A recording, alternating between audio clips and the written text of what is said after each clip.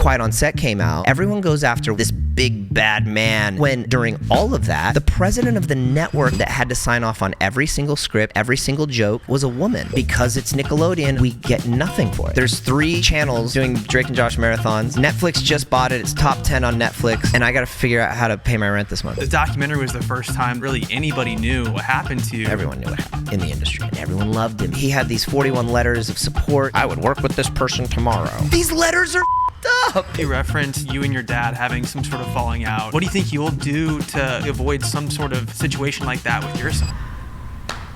I don't know.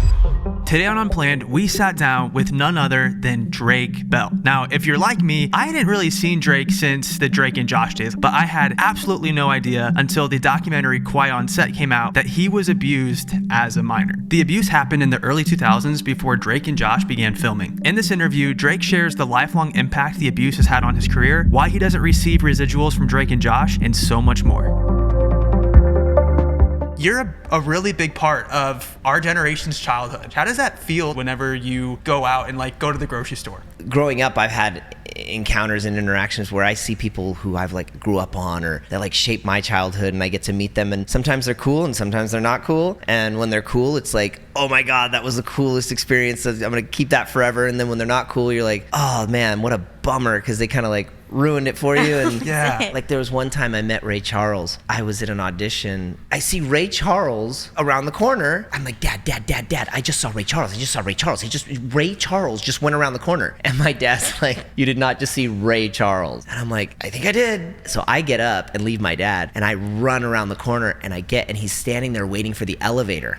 And it's him and this other guy is kind of holding his arm, right? And I'm so excited, stupid me, I forget he was blind. I run up and I just put my hand out to shake his hand. And he's just kind of standing there, waiting for the elevator. And the guy with him goes, "Hey Ray, you want to shake this young man's hand here?" And Ray, he goes, "Oh yeah, hey, put something in the pocket there, son." Aww. And I shake his hand, and he shakes my hand real good, And then he takes it and he puts his hand in his pocket, and then takes his hand out and pats his pocket he put my handshake in his pocket. That's Aww. cool. And I was that was the coolest handshake I've ever seen from the guy was just oozing cool.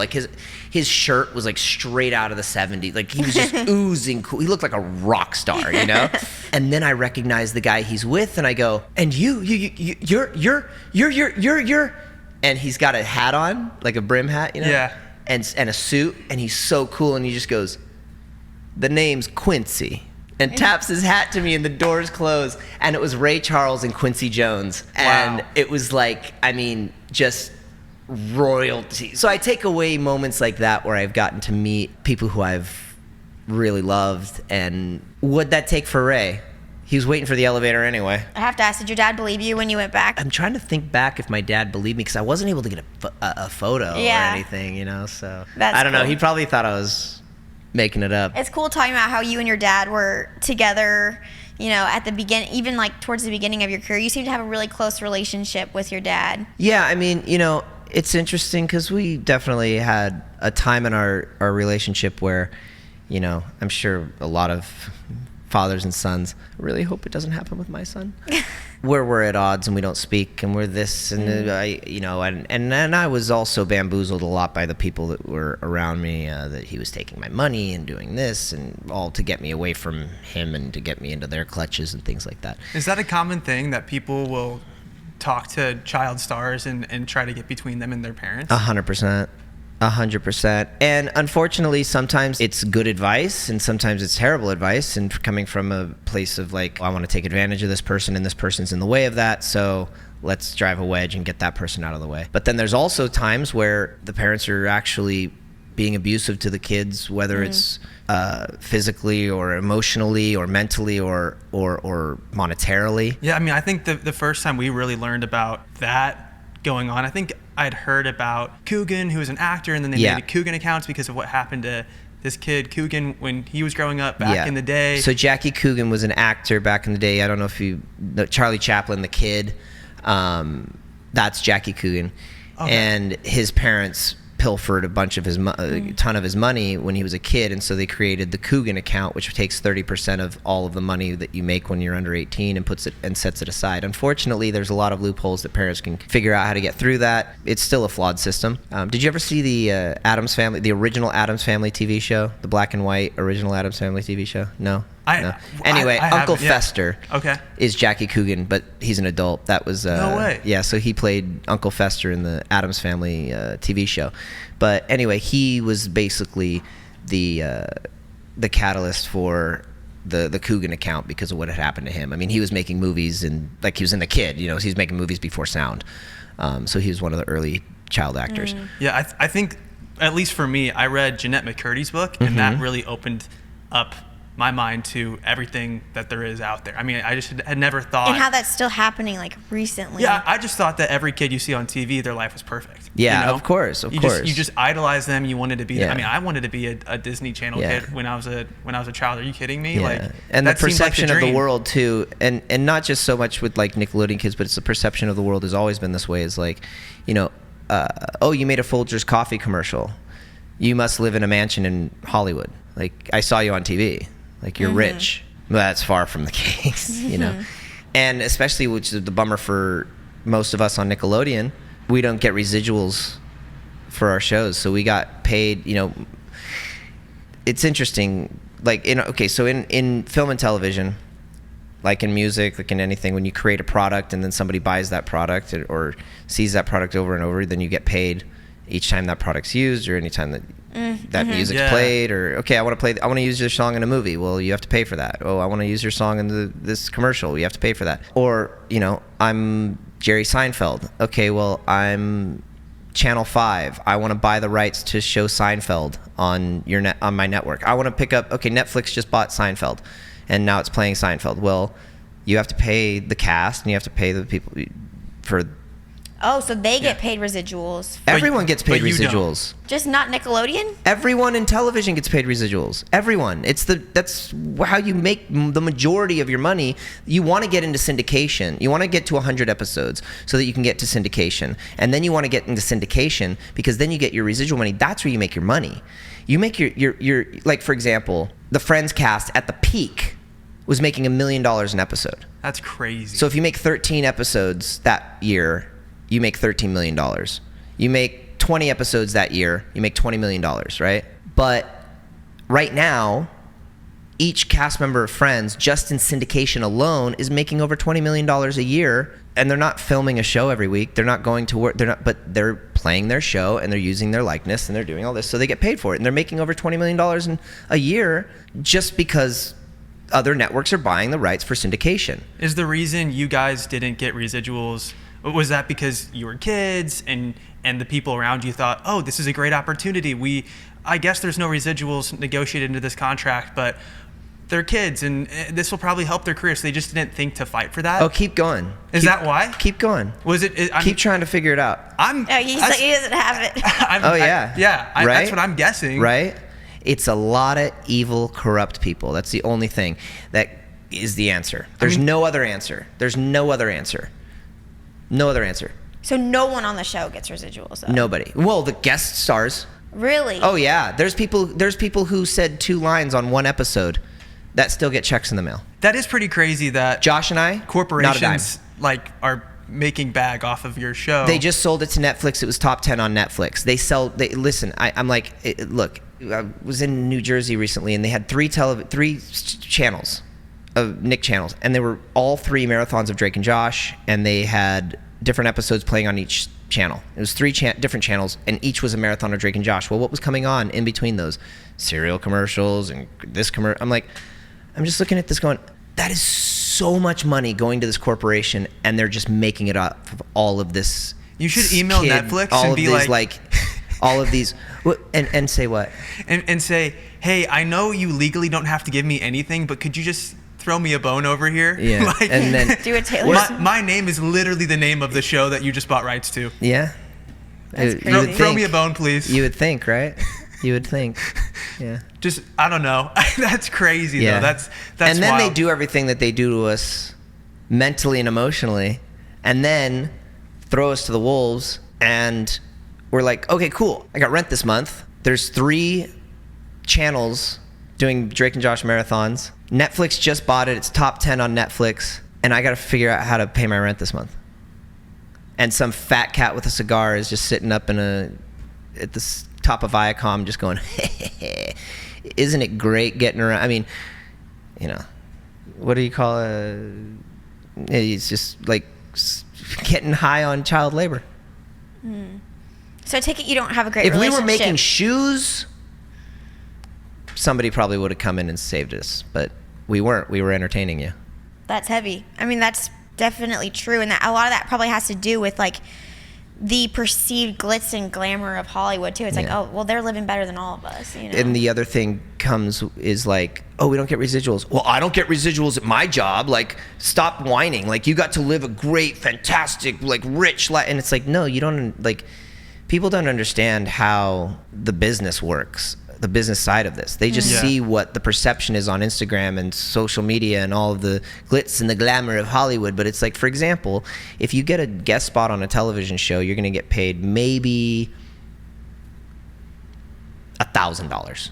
You're probably going to be a resident of California because if you're an actor, you're going to be probably residing in California. You're going to get taxed. So you're going to get your 30% tax on California. You're going to get your 50% tax from the federal government. Then you're going to have to pay 10% to your agent. Then you're going to have to pay 15% to your manager. Then you're going to have to pay 5% to your business manager. Then you're going to have to pay your publicist. And then you're negative. You're in the red. Like, you're not making all of this crazy money. It's all gone. And then you're not even accounting for the parking tickets that you had to pay for when you got to that audition because you didn't know that you were going to be in the audition room for an hour instead of 30 minutes. But you couldn't leave. You can't go out and pay your parking because they're going to call you in, or you're actually in the audition room and you're getting the $75 parking ticket and you have another audition that you have to go to and pay a $30 parking for that place. And then you've got your car, you live in LA, so you have to have a car, so you have to have your car insurance, you have to have your car payment, you have to pay for gas, so where is all of this money? Yeah. And then they set us up. We're kids. We're working on some kids this show. We're adolescent. We don't know what's going on, and we're like, okay, cool. Like, this is going to set us up. Like, we're putting in all of this work. This corporation's making billions with a B off of us, and we're being compensated for the week of work. Cool, but that's it. And forever, in perpetuity, it literally says in the contract, across universes and galaxies and planets, like, I don't know the exact. Actually, literally, if Elon gets us to Mars and they show Drake and Josh, it's impossible for me to get paid for it. Do you think it's? They were really thinking there. Yeah. Wow. I never even knew that was the thing. Do you think it was situations like that led to bankruptcy? Absolutely, because you're also living in a situation where you're like, okay, I'm getting a good, obviously we're not working 52 weeks a year. We're not working like a normal job. So we do have to say, okay, we're only doing 6 episodes. We're only doing 13 episodes. And we had weird seasons. Oh, we're doing 22 episodes. So it's like, that's only 22 weeks of work. You got to make that last throughout the entire year. And like I said, with all of the expenses and all of the things, especially when you're actively working on a show, then you actively have publicity that you're paying for. That, sometimes you can put your publicity on hold. Oh, I've got a project coming out in 3 months. I'll put publicity on in a month. Oh, I got a project coming out at the end of the year. I'll wait in 6 months. I'll put my publicity on. But when you're like actively like on a show and stuff, you got your team, you've got stuff going. You're going to red carpet. You're trying to build your brand, and so the expenses are like out of control. And so that money that you're making really goes into like. It's really just reinvesting into, for example, okay, got the Amanda show. Okay, cool. What's next step? Okay, cool. Got Drake and Josh. Okay, cool. Oh, now we went and started did thing. And it's like, okay, what's the next thing? But all of those things require funding in like building your brand. And so that comes from the money that you're making in your job. Summer is full of big moments, from weddings to vacations, and endless photos, and dealing with hair thinning or shedding can make showing up and being present in those moments really, really tough. Which is why you should use Nutrafol. Nutrafol is the #1 dermatologist recommended hair growth supplement brand. It's trusted by over 1.5 million people, and you can see thicker, stronger, faster growing hair with less shedding in just 3 to 6 months. I just chopped my hair. I don't know if you know this. Looks really good. I chopped 10 inches off, and I asked my hairdressers, I was like, hey, I take Nutrafol. Tell me the truth. Does this stuff work? They're like, 100% yes. They literally told me that the grow out that I had seen was the grow out that they would normally see when you've gone a year without cutting it, but it had only been 6 months exactly. I was doing treatments at one time for my hair with like a local esthetician, and they put me on Nutrafol. That was like when I first got on it like 2 years ago. Everyone's got the Nutrafol bug. Thinning hair is different for men and women, so a one-size-fits-all approach to hair growth doesn't cut it. We have different formulas. Nutrafol has multiple formulas for men and women that are tailored to different life stages and lifestyle factors, so you can get just what you need. And building a hair growth routine with Nutrafol is easy. You order online with no prescription needed, and you can enjoy free shipping and automated deliveries and up to 20% off savings with a subscription. Start your hair growth journey with Nutrafol. For a limited time, Nutrafol is offering our listeners $10 off your first month subscription and free shipping when you go to Nutrafol.com and enter the promo code UnplannedPod. Find out why Nutrafol is the best-selling hair growth supplement brand at Nutrafol.com, spelled Nutrafol.com. Promo code UnplannedPod. That's Nutrafol.com, promo code UnplannedPod. Everyone else who's ever worked on a television show gets money when their shows air and their shows play, and we have like there's nothing, you know. Luckily for us, it was our real names, you know. I mean, you could take the cast of Zoe 101 and just put them all. I mean, I had friends who went into Target and didn't even know that their faces were on T-shirts. Oh, no way. Yeah, and literally were like, that's my face on all of these toys and shirts and everything, but because it's Nickelodeon and the way that they structure their deals, we get nothing for it. Nothing. Do you have any good relationships with people at Nickelodeon now, or is not that at kind Nickelodeon? of, No. Not Nickelodeon. No, I mean, there's people that I worked with that.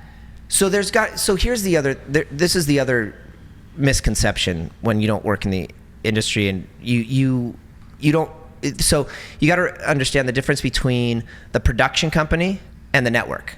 Right? So the production company like Schneider's Bakery or Toll and Robbins or whoever, that's like the company that's making the show. Yeah.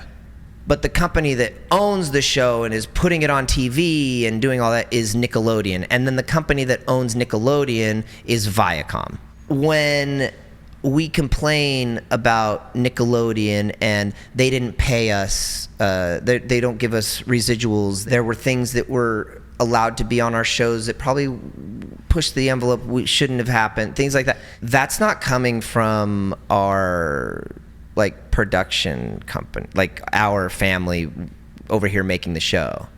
There's a like a conglomerate that's making those decisions. So a lot of times, like I've seen a lot of people who have worked on my show be demonized, like they don't, like Drake and Josh, what do you mean they don't get residuals? Like, how could that person or that person or that person? I'm like, no, they don't control who, like, our pay and everything. They're like, just because they're an executive producer or they're a head writer or they're the boss of the show, like they don't control like what we get paid or what our residuals are going to be or what our deals are. Like they have nothing to do with that. That's Nickelodeon and Viacom.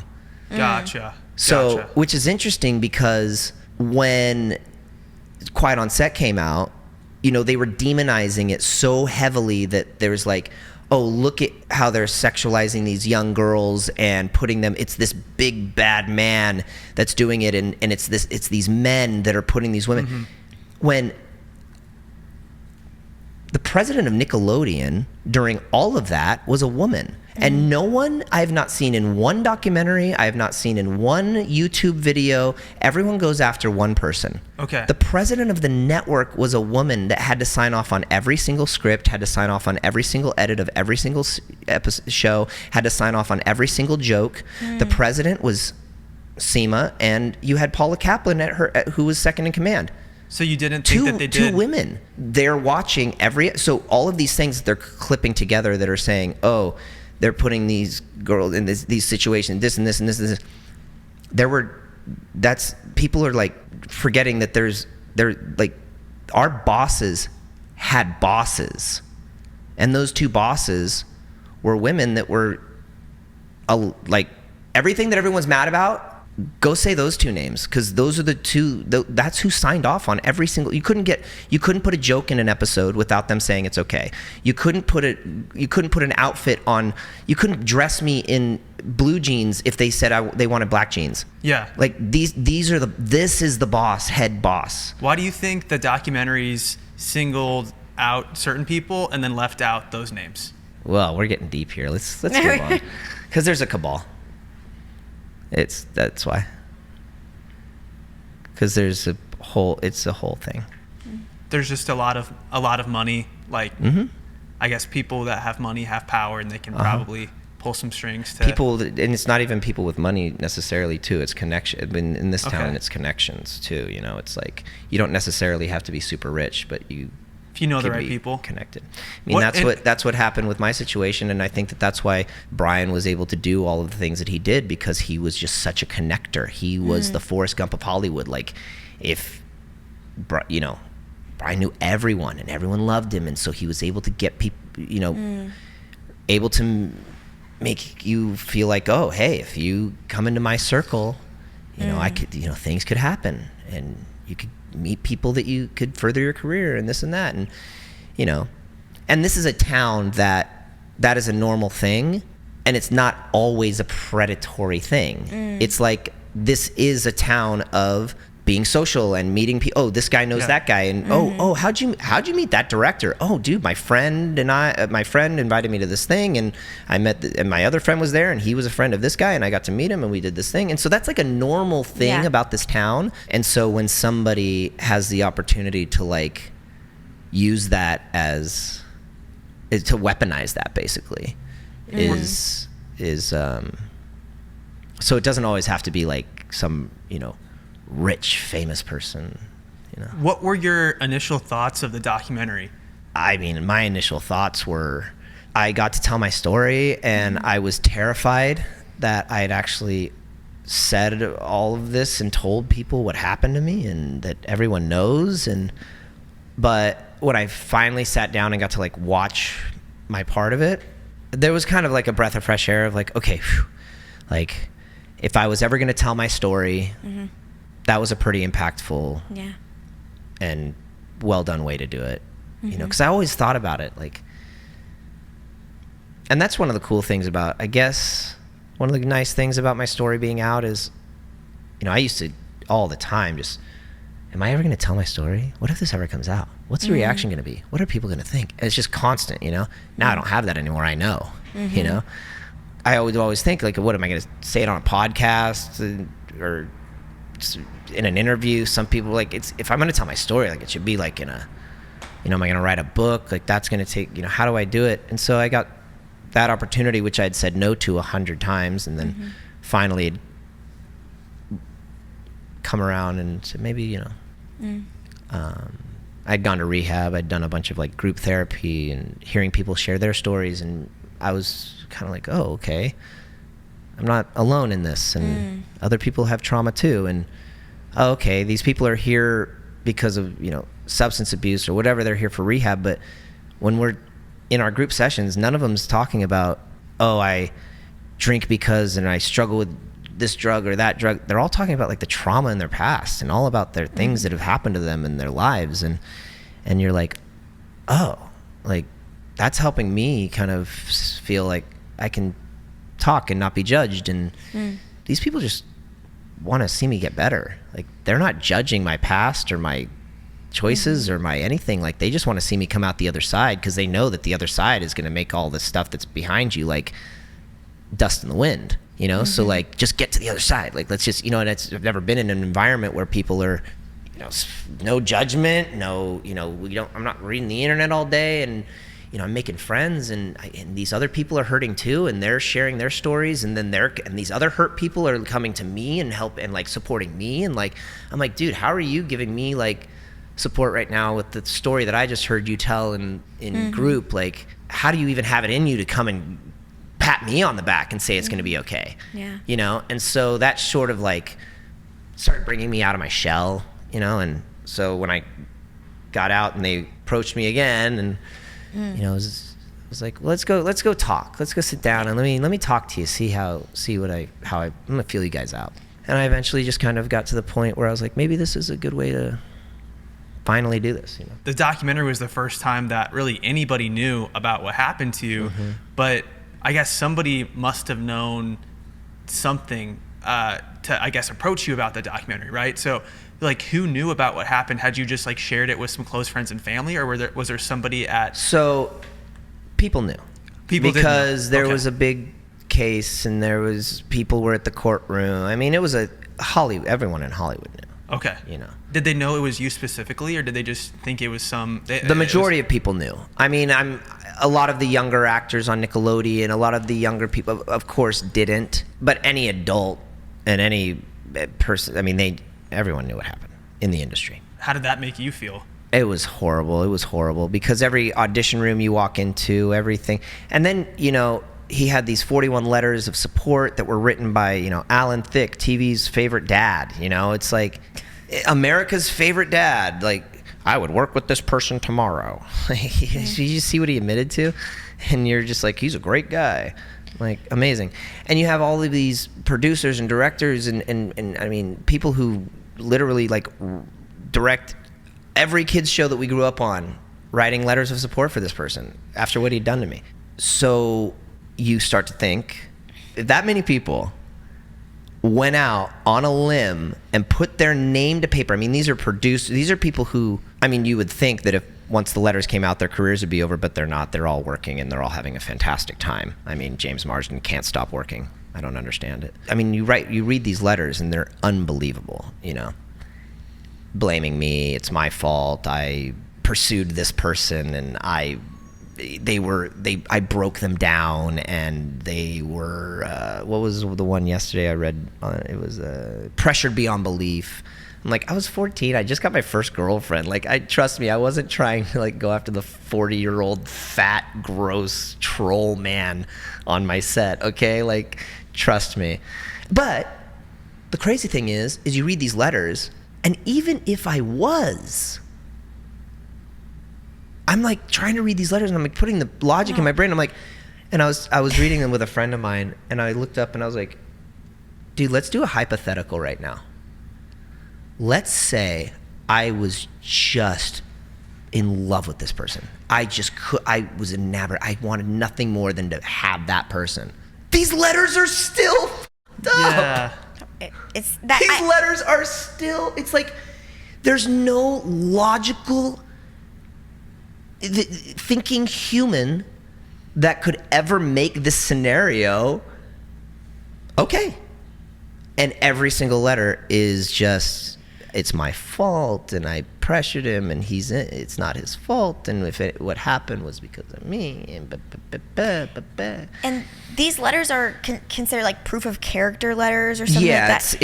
it's basically like what Ashton wrote for Danny. What other It's crimes are you allowed to present a judge with? Every crime. Really? Yeah.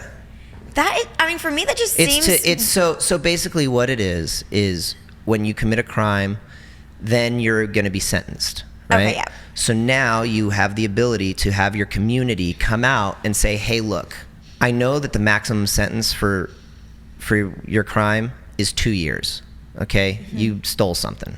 2 years. But listen, she's a great mother. She's an upstanding citizen. She works at I'm her employer, and she's never shown up late. She's always been a great blah, blah, blah. Next person comes up. She's in da-da-da-da. Well, now the judge can go, you know what? How about 50 hours of community service and you have a nice day? Mm. Or they can go, hey, which in my case, the judge said, because I had him on tape, like admitting every single thing that he did, like graphically admitting everything he did. And without that, there wouldn't have been the conviction, right? Like there would have been the conviction because there was other evidence. There was, but okay. that it would have been much harder. Because that's what I was thinking about. Like, how do you even prove this stuff? Because he just admitted it all. Well, luckily in your case he did, but there's probably so many stories out there where people have had effed up things happen to them, and they don't have the phone call. They don't have any hard evidence. They were probably just scared, and they didn't think to record a phone call. I mean, and for you, it happened so many times over and over and over. But think about all the situations too where 100%. It happens once and they can't even. There's no way to convict someone. Yeah, and so luckily we had the call, and he, the judge in my case, after getting all of the people speaking so glowingly about this person and all of the letters and all of this stuff, he was like, the judge was a badass. He goes, you seem to have a lot of friends, and but I just want to let you know, and I'm paraphrasing, I don't know, this was 25, 30 years ago. Yeah. And so, wow, more than that. Drake and Josh was 20 years ago. And so he goes, I just, you have a lot of friends and people showing up for you today, and they didn't hear the tape. So the people there, that's one thing that they didn't hear. So that's one thing I can say, okay, maybe. But still, it's, whatever. They're forgiven. So they go, he goes, everyone who's shown up for you has zero impact on my decision today. Zero. And you're very lucky that your mom, I think he was like trying to really like dig at him. Like, because he goes, you're really lucky that your mom could afford an expensive attorney, because what I'm going to hand down to you is not what I want to give you nor what you deserve. Because, ladies and gentlemen of the court, I heard the tapes. And I was just like, whoa. And everyone in the courtroom was like, tapes? Like, what? Like, what? And he's like, so, congratulations, basically, on having a lot of friends, but they didn't help you. And you're really lucky that you have a mom that came to your side, because you'd be going to jail for a long time. Wow. So did he get the maximum of No, he got 16 months in jail, which he got let out early, and then went to work at Disney Channel. I was like, how does he end up with 16 months after the judge? Yeah, then he went and worked on family movies with kids, and worked on, Jack and the Beanstalk with Gilbert Gottfried and Chevy Chase, and a bunch of movies with a bunch of kids. Yeah. And went and worked on the Disney Channel as a registered sex offender. But that's dope. Welcome to Hollywood. Hey. I'm curious now, like, we're parents now, and like thinking about you as a child, like going into this. From what I understand, this was something that you independently wanted, was like the entertainment industry, and something you sought out. Your parents weren't a part of the industry at all. Correct? So then, do you think any part of it was like your parents like wanting to follow your dreams, but just not being equipped to handle like the caliber of I don't know, I guess it's also hard because it's like, obviously your parents, it's not their fault, anything that happened, but I wonder if there's a part of you that feels some type of way about not feeling protected as a child going into the industry. Well, it's difficult because you want to go, how could the parents be put in, let their kids be put in the, but it's different. It's hard because it's the same thing with like, you see the Olympics, right? What happened with the Olympics. And it's hard to blame the parents because you have these Olympic coaches that are telling you, this is how you get the gold medal. Totally. Do you know how to get the gold medal? Do you know how to get the gold medal? I know how to get the gold medal, okay? By the way, today, your daughter has a physical. She needs to go into the physical. Okay. Right? Like, so as a parent, you want to be like, okay, well, I'm going to go. Oh, or you're not at the camp with her every day. Yeah. She's off working at camp. Okay, she's going to the physicals. She's getting her things done. Like, you as a parent are going, these people bring home the gold for the United States of America. Yeah. Is there a safer place my daughter could be? And so And now you take it as the parents in the entertainment industry. They don't know how to make movies. They don't know where they're supposed to stand. They don't know who they're allowed to talk to. They don't know what they're going to do that is going to bug the producer and get their child fired. They don't know, we go to the green room. Oh, okay. Like, well, the kid has to go to set. Like, you just don't know. So there's so many opportunities for, and I'm not saying that this is an evil industry, okay? Because everybody has bad actors and everything has ability to be infiltrated. But because you do have people who see that and go, hey, you're new. This is how it's done. Like, hey, when they tell you parents go in the green room and your kid goes to set, you don't have to go to the green room. Just don't be walking around and going up to your kid going, hey, smile bigger, and hey, look at, just don't be that parent. Just go stand over there and watch your kid work. Yeah. But be present and be there. That's going to be fine. They just put the parents over there because most parents are standing over there like they're at a beauty pageant going, yeah. And the director's going, he's in the middle of a take. Get this parent out of here. Yeah. So that's what they're trying to get out of the, Totally. you know what I mean? Is the parents that are like, the director will say, hey, that was really great. Just like that. Give me one more. And then the parent will run in and be like, you didn't even cry. Oh. There were no tears. You cried in the car. You did it right in the car. Put the tears. Make them the tears. Show them the tears. And the director's like, Yeah. I just had a great take. I was just going to get another great take. And now this kid's all in his head because this mom is now thinking she's a director of a movie. Like, I don't want the kid crying. I don't want the kid, like... So that's what, when they say, hey, parents, go over there, is really what they're trying to get rid of. Yeah. But then you have people who can weaponize that, infiltrate that, and go, hey, I know best, and I know how to get your kid to the next level, and I know how to get, and, oh, hey, kid, your parents should not be your manager, because then that gives them the opportunity to steal your money, and it gives them opportunity to do this, and opportunity to do that, and then, it starts going, I appreciate like that. your parents are more likely to steal your money than some business manager you've never met before. That's a really good point. Like the but it's 14-year-old logic. So Yeah. I appreciate that nuance because I can see where a common criticism would be like, oh, the parents, but I feel like that is like misplaced. Earlier you referenced you and your dad having some sort of falling out at one point, and it seems like I noticed on your Instagram, I was taking a look at your Instagram today and I saw you posted about your dad on Father's Day, and it seems like you guys have a really sweet relationship. But what do you think you'll do to hopefully avoid some sort of situation like that with your son?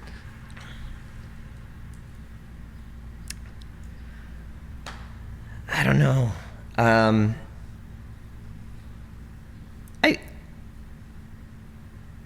I love my dad, and my dad's amazing. And I love my mom, and my mom's amazing. But that's not to say I think that, and you'll see this as now that you're new parents, we love our parents, but my God, did they teach us how and what not to do as a parent. I hope that I'm able to recognize certain behaviors and certain things that, like, for example, I'll just take one thing, for example. I feel like my generation, or my parents' generation, divorce was rampant, and the kids were used a lot in divorce. It was, I'm at my dad's house, your mom is this, your mom is this, your mom is this. I'm at my mom's house, your dad is this, your dad is this, your dad is this. And then it's like, well, I'm half of him and I'm half of you. Yep. So basically you guys are just telling me that I suck. Because if he's got no good qualities and you got no good qualities and you guys hate each other, then what do you dig me for? Like, I'm literally what you guys hate, And that's being instilled in my brain, and I'm like, and so that creates tension between, it's like, F you, that's my mom. Stop talking about my mom that way. F you, that's my dad. Stop talking about my dad that way. Now I've got animosity toward that person. Now and it creates this whole thing of, maybe when I have my son, and now, unfortunately, my wife and I are separated, and she, we're co-parenting. Well, now I have the memory of me hearing things about my mom that I don't want to hear from my father, and things about my father I don't want to hear from my mother. So I don't care if I'm angry at my ex-wife or at his mom, or which is very rare. Actually, never. But or if we have a disagreement about something, or if there's anything, all my son knows, and hopefully that's what we strive for. All my son knows is that me and his mom love each other. We're not together, but we love each other, and we respect each other, and we love him unconditionally. And whenever he's with me, his mama loves him. Mama's amazing. When he's like, oh, I miss mama too. You know, mama oh, I love mama too. Like, it's all that I want him to hear, you know. And she's the same way. I'm like, you know, we always make sure, like, if we're upset at each other, like, he doesn't hear it.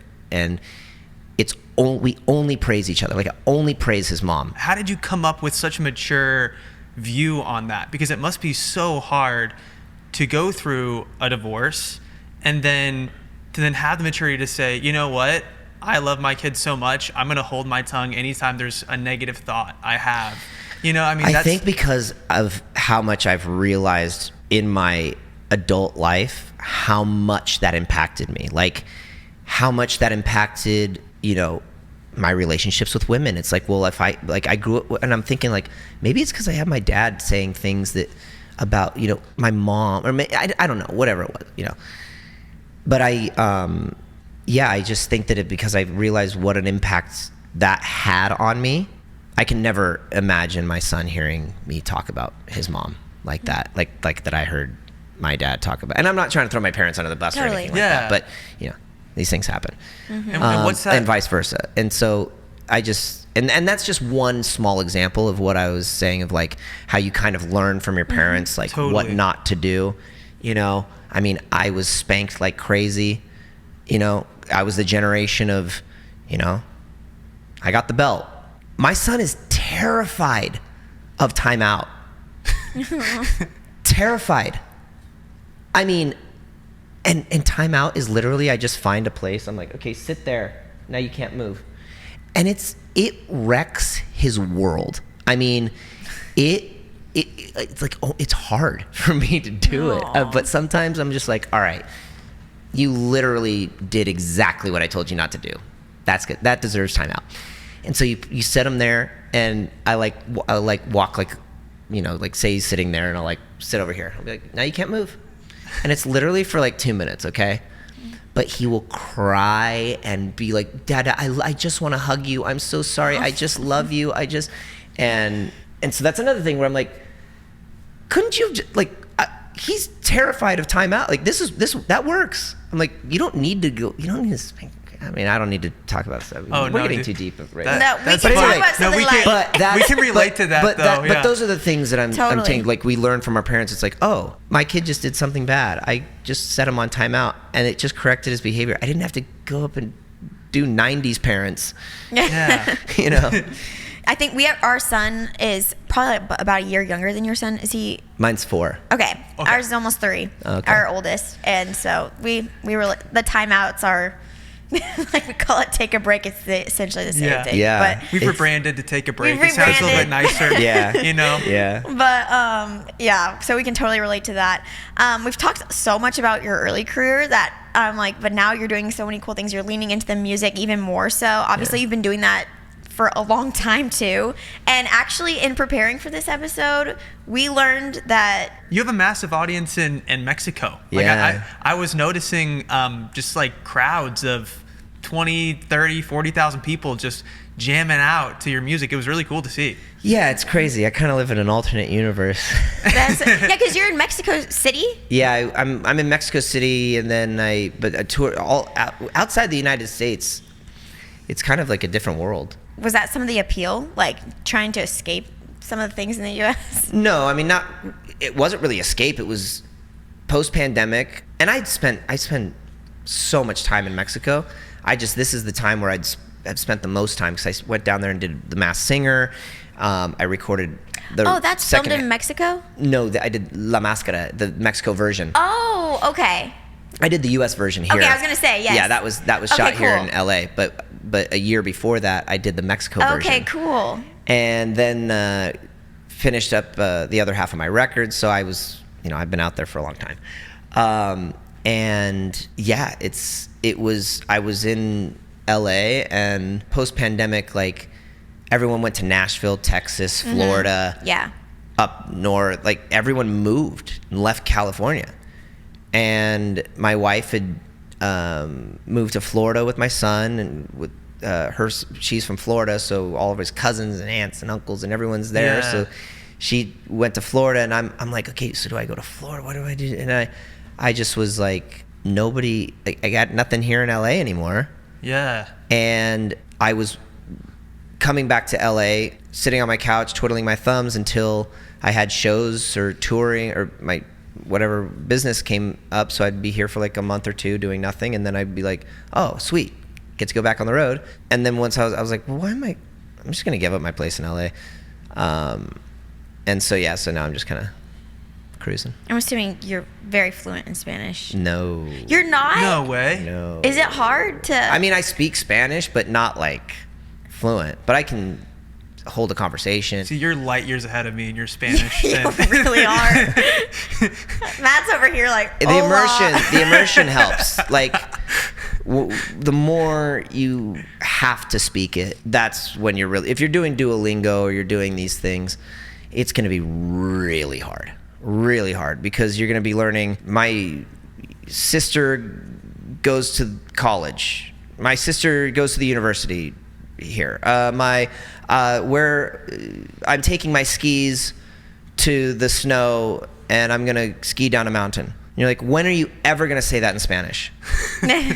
There's nowhere you're going to ever say, where am I? Unless you're in Vail with my friends, right? Like when we were in Colorado. But, you know, you're just, it's like, you're not learning things that you're going to now put into a conversation, you know? It's like the mouse is under the table. Like, I got to go get a mouse, and I got to find a table, and I got to put it under there to, like, have a conversation. Like, Duolingo, it just doesn't help you. Do you end every one of your shows with the Drake and Josh theme song? Yeah. That's dope. Yeah. People just freaking lose That's it. the hit.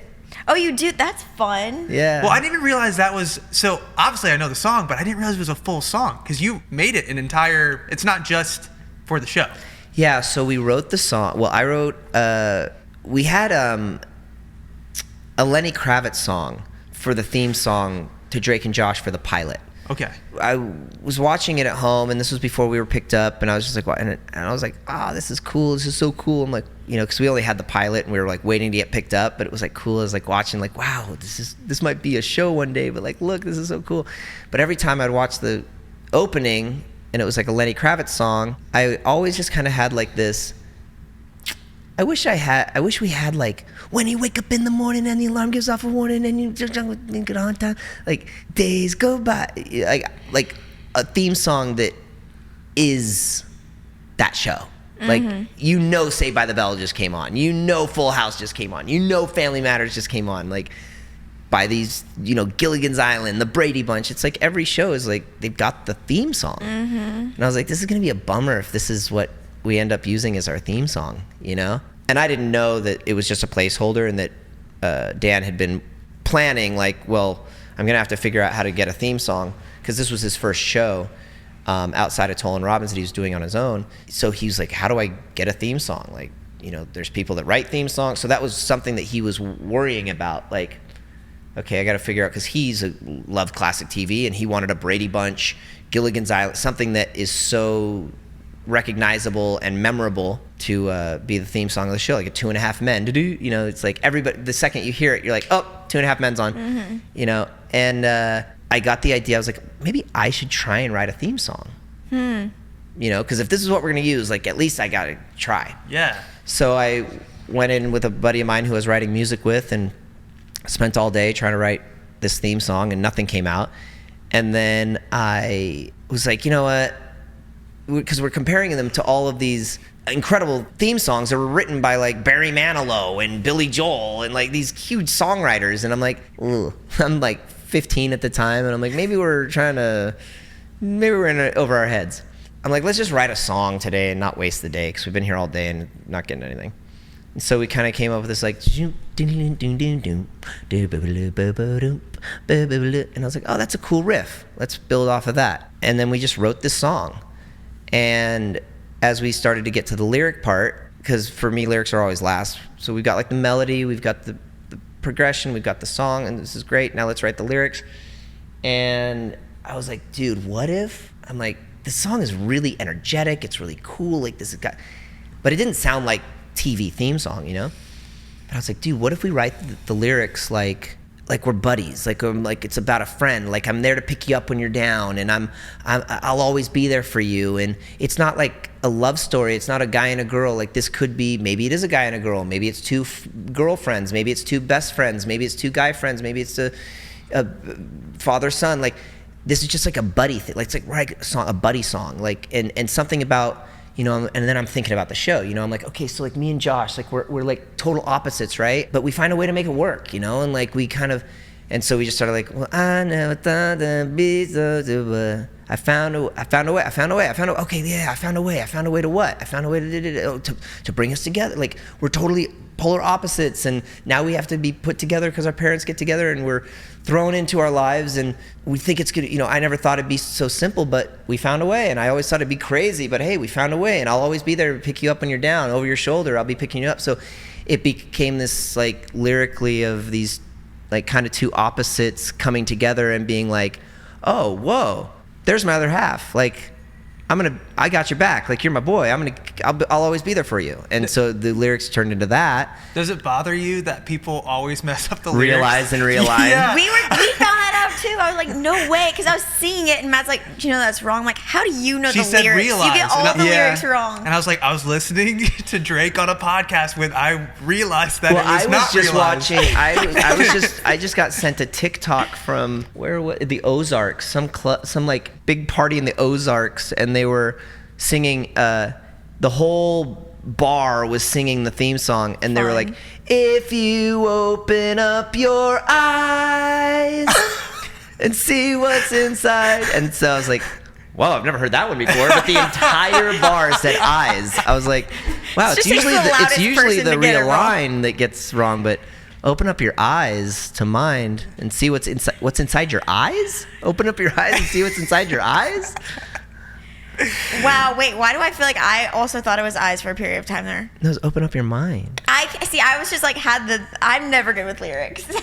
I will admit though, it was yesterday that I realized it was realign. And that's probably, I would like to know if there was a poll. I wonder how many people actually know it's realign. What do they call that? Like the Well, it doesn't rhyme effect. either. Rhyme. Yeah. It's going to take some time to realign. So no, wait, it's going to take some time to realign. But if you look inside, I'm sure you'll find a line, fine. That's the rhyme. If you say realize and then go to the next line, you should know it's wrong. Like, it doesn't make sense. I'm pretty sure I would just repeat realize when I would sing that, because I always botch the lyrics to songs and people make fun of me for it. So that's why. So you have your new album coming out, or has it been released yet? Yeah, the new album's out. I put it out last year, and that's what the tour I'm on right now is for the new album, Nonstop Flight. That's cool. She was explaining to us. It's Amanda, right?